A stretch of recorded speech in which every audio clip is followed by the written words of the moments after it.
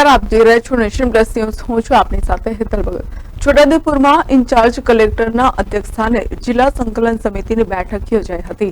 છોટાઉદેપુર ખાતે જિલ્લા સંકલન સમિતિની બેઠક યોજાઈ હતી। ઇન્ચાર્જ જિલ્લા કલેક્ટર અને જિલ્લા વિકાસ અધિકારી સચિન કુમારના અધ્યક્ષસ્થાને સંકલન સમિતિની બેઠક મળી હતી।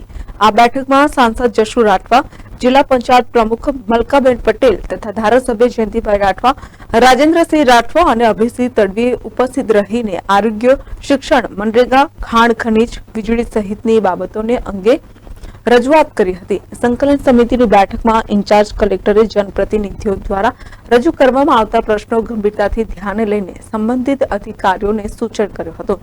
संकलन समितिनी बेठक बाद पुरवठा सलाहकार समिति, law and order, road safety and code तथा नशा मुक्त भारत अंगे बैठक मળી હતી। આ બેઠકમાં જિલ્લા પોલીસ અધિક્ષક ઇમ્તિયાઝ શેખ, નિવાસી અધિક કલેક્ટર શૈલેષ ગોકલાણી, પ્રાંત અધિકારીઓ સહિતના અધિકારીઓ ઉપસ્થિત રહ્યા હતા।